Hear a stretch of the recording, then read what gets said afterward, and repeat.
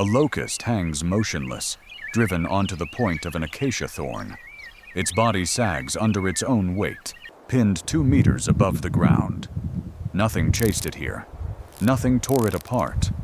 A bird placed it exactly like this, on purpose, and then flew away. This is the work of the butcherbird, one of the shrike family's most efficient hunters. Unlike most songbirds, it has no talons strong enough to hold struggling prey against a branch. So it solved that problem by turning the tree itself into a tool. The hunt starts from a bare perch, usually the highest dead branch in reach. From there, the bird has a clear sightline over open ground, and it watches for movement rather than sound. Shrikes are patient hunters. A bird may hold the same perch for 10 or 15 minutes without moving, scanning grass tips and the base of shrubs for anything that shifts out of rhythm with the wind. When something shifts in the grass, a beetle, a lizard, a grasshopper, the shrike drops fast and direct, covering the distance in a single low pass. The approach stays close to the ground until the final meter, when the bird rises just enough to strike from above rather than from the side, giving it more control over where the bill lands. The kill itself happens quickly, with a sharp strike from a hooked bill, built more like a small raptor's than a typical perching bird's.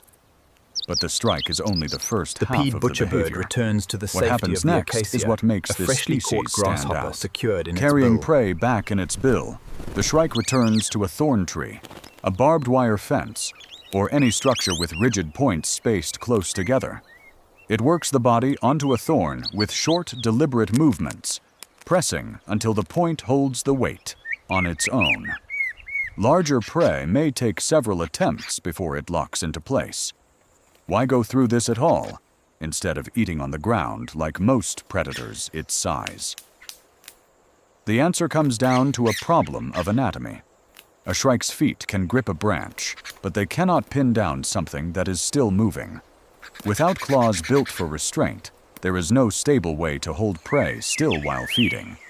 The thorn does that job instead, acting as a fixed anchor the bird's feet cannot provide. That anchor changes what the bird can do next. With the prey held firm, the shrike can tear off pieces cleanly, feeding in controlled sections rather than struggling to keep a meal from slipping away. Larger animals, small lizards or nestling birds, are broken down this way over several visits, the bird returning to the same site until nothing usable is left. The thorn also solves a second problem: storage. Not every impaled item is eaten right away.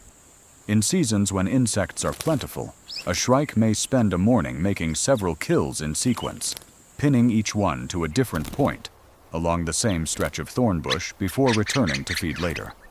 Researchers refer to these as larders, and a single actively hunting bird can maintain several at once across its territory. There's a courtship function layered into this too. In some shrike species, a well-stocked larder appears to signal hunting skill to a potential mate, giving visiting females a direct, visible record of how successful a male has been. A male defending several full larders is advertising competence the way other birds might advertise through song or plumage. Not every kill stays where it was placed. Larders get raided by other shrikes, by smaller birds, occasionally by insects drawn to the exposed remains. A stalked thorn bush is a resource worth defending, and shrikes are known to chase off intruders that approach a larder that isn't theirs.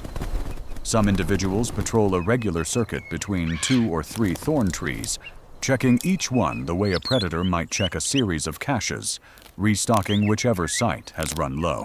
By late afternoon, the same acacia might hold 3 or 4 prey items at different stages, one freshly caught, one partly fed on, one picked down to almost nothing. None of it looks accidental up close. Each item sits at a point the bird chose, spaced to make the next visit efficient. The locust from the opening scene will be gone by morning, reduced to a fragment on the thorn, or removed entirely by arrival. Somewhere nearby, the same bird is likely already hunting again, working toward the next kill and the next thorn.